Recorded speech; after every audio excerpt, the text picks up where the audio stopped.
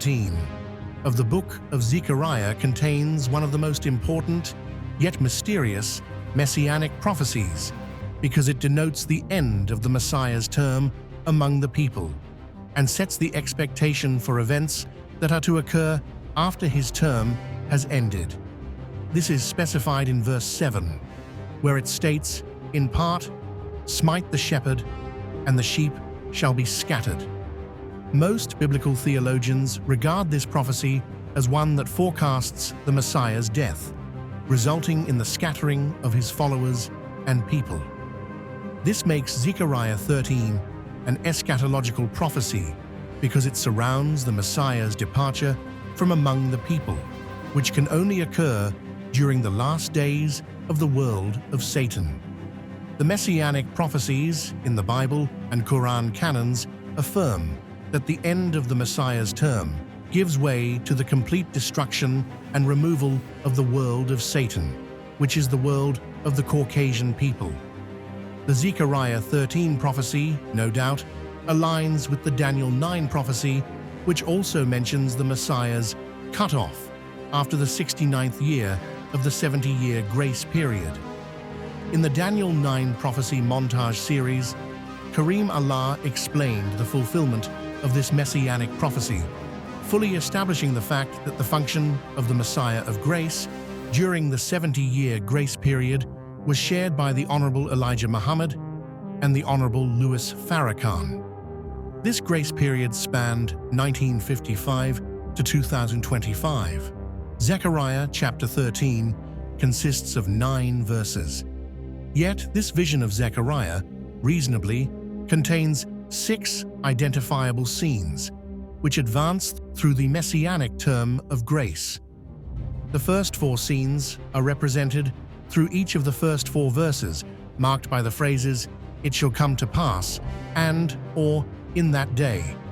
The 4th scene covers verses 5 and 6, while the 6th and final scene spans verses 7 through 9. The notions "it shall come to pass" and "in that day," including variants of these phrases, are fixtures in the Bible and Quran canons. These phrases alone should prevent theologians from perceiving the Bible and Quran as history books, instead of as a collection of writings that delineate allegorically the events that unfold upon the coming of the Almighty Allah in the last days. Reasonably, someone telling us that something shall come to pass is informing us of a future event that is certain to occur. And although the phrase, "in that day," could ideally refer to any era, the events prophesied to occur makes it clear that that day is the last days of the world of Satan. In the Quran, this is specifically stated. In Surah 51 verse 6, it states, quote, "And the judgment will surely come to pass," end quote. Later in verse 60 of this same surah, it states, quote, "Woe then to those who disbelieve because of that day of theirs which they are promised," end quote. Today, those who claim to believe in the Bible and Quran canons should feel a sense of wonderment of how they are inclined to ignore the clear expectations of the day of judgment. What or who made them think casually about this time in which there is no doubt is the present time in which we live? Again, biblical scholars agree that Zechariah 13 is an eschatological prophecy. Verse 1 states, quote, "In that day there shall be a fountain open to the house of David and to the inhabitants of Jerusalem for sin and for uncleanness," end quote.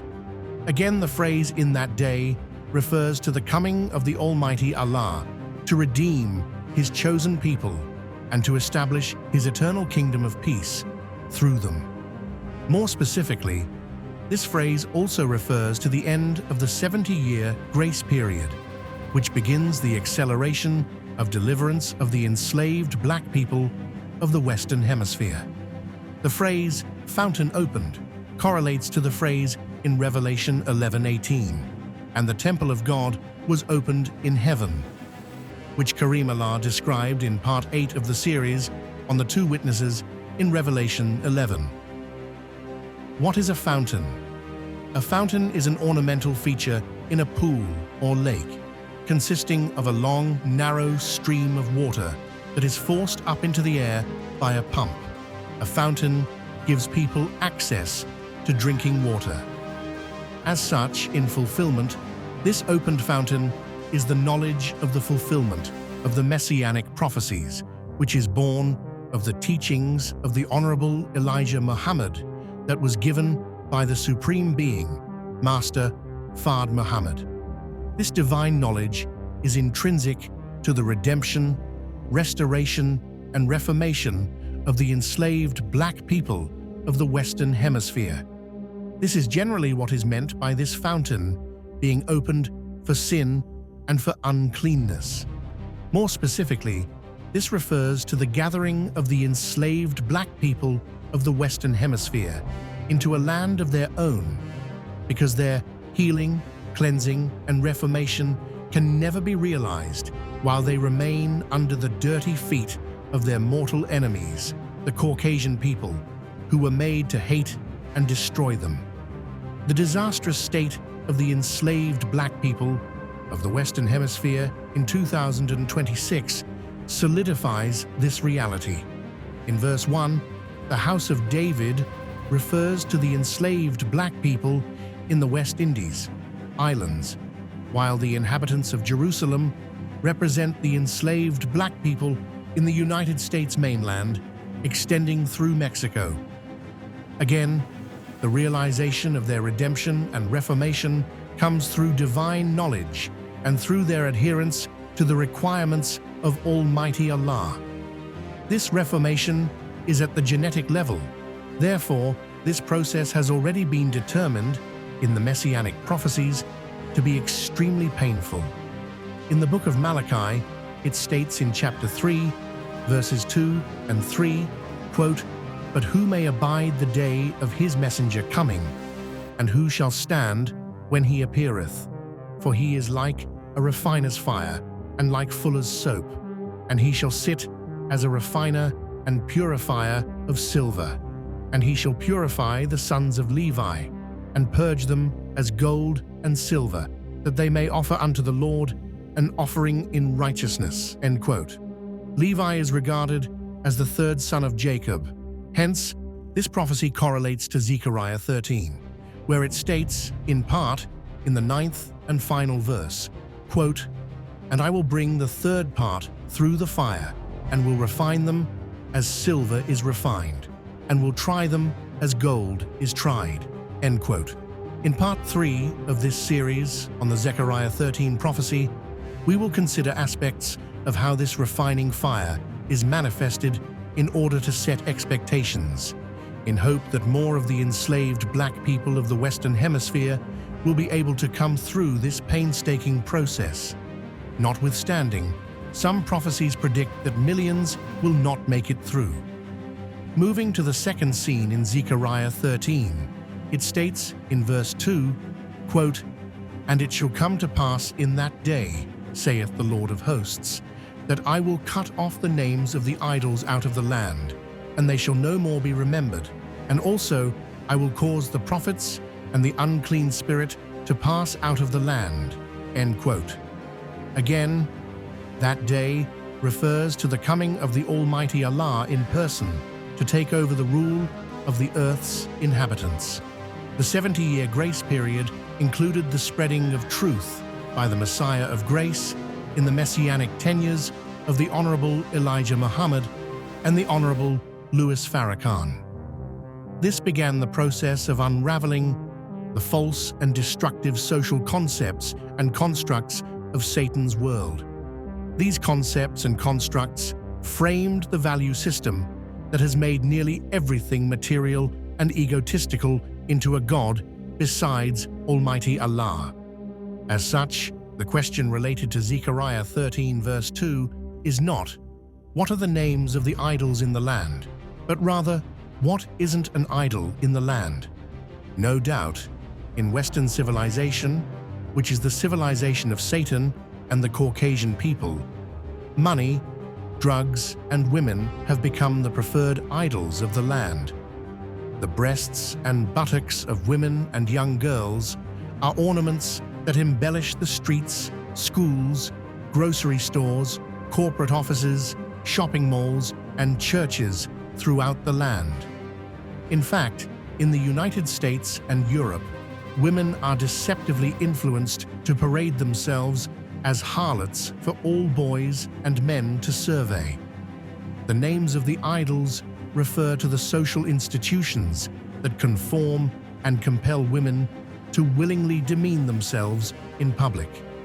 These satanic institutions include, but are not limited to, so-called education, religion, politics, and economics. Combined, these diabolical systems cultivate the vulgarly immoral society that have put women and girls in grave danger by making them objects of sexual pleasure. These satanic institutions are presently being eradicated, as indicated in this verse. What is meant by the phrase in Zechariah 13 verse 2, "And also I will cause the prophets and the unclean spirit to pass out of the land"? This, no doubt, is another way of expressing the fulfillment and subsequent sealing of the Messianic prophecies. Hence, the prophets passing out of the land is the realization of their visions regarding the arrival of the Almighty Allah to reclaim the earth from the clutches of Satan.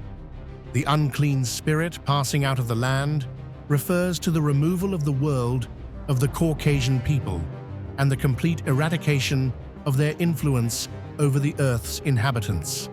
Verse 3, again in Zechariah 13, represents the third scene, which states, quote, "And it shall come to pass that when any shall yet prophesy, then his father and his mother that begat him shall say unto him, Thou shalt not live, for thou speakest lies in the name of the Lord. And his father and his mother that begat him shall thrust him through when he prophesieth." End quote. The phrase, "that when any shall yet prophesy," refers to millions of people who frivolously mention the name of Almighty Allah, specifically attaching him to the achievements of their personal pursuits, even if such pursuits and attainments are unrighteous. As such, this verse describes the audacious inclination to attach evil, immoral, and indecent actions and behaviors to the name of the Lord, which has become the norm in the United States and throughout the world. Let us consider this travesty. For more than a century, the most despicable display of immoral sexual explicitness and senseless violence has been proliferated through the entertainment industry, through film and live performances. Those receiving awards for licentious and/or violent songs and for immoral performances in movies and television often invoke the name of Almighty Allah by thanking Him, as if He agreed with and sanctioned the same unrighteous behaviors that He destroyed Sodom and Gomorrah for doing.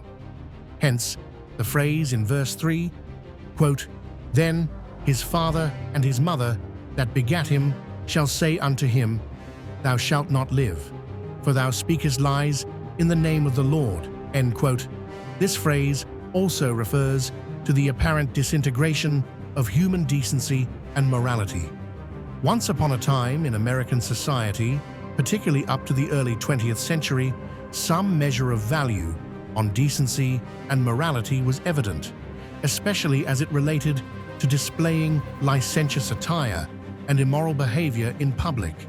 Even among the enslaved black people of the Western Hemisphere, morality was placed alongside the sanctity of a religious obligation that went beyond the doors of the church.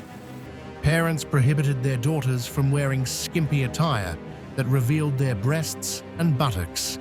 Parents required their sons to demonstrate respect towards women, girls, and the elderly.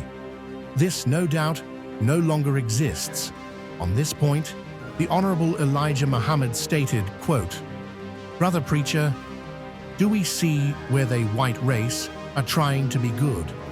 Do not we see what kind of evil world they have set up and which they are trying to maintain, teaching your black people to do all kinds of evil, murder, lying, rape, and stealing, because they, white race, are like that. The Holy Quran teaches us that the devil leads you only to evil and filth. This is referring to the white race, and you see this going on now, end quote. The quality of the human being, across the board, is at its lowest point since time began more than 78 trillion years ago, according to the Honorable Elijah Muhammad. This is established in the Bible and Quran canons, and it serves as the clearest sign that the cataclysmic wrath of the Almighty Allah is more than justified to descend upon the earth's inhabitants. In 2 Timothy chapter 3, it states, quote, "This know also that in the last days perilous times shall come. For men shall be lovers of their own selves, covetous, boasters, proud, blasphemers, disobedient to parents, unthankful, unholy, without natural affection, truce breakers, false accusers, incontinent, fierce, despisers of those that are good, traitors, heady, high-minded, lovers of pleasures more than lovers of God." End quote. Who can deny that this reality is not in full effect in the most disgusting way at this present time? The Honorable Elijah Muhammad stated, as it relates to the absence of civility in the world of the Caucasian people, quote, "Their white race world is a world of sport and play. All day and all night they try to keep you busy on some sport and some other foolishness such as games of chance." End quote. With this fact in mind, it is easier to understand why those whom Almighty Allah destroyed in the past, such as the people of Sodom and Gomorrah, were taken by surprise. They were distracted by the infantile pleasures of their world, wherein so-called grown men and women were more immersed in sports, games, and other forms of irrational self-indulgences than little children were, and these so-called adults were far less admirable and honest than their toddlers. Hence, in Matthew 11, Jesus is described as stating, quote, "But I say unto you that it shall be more tolerable for the land of Sodom in the day of judgment than for thee." End quote. Thee means you and me.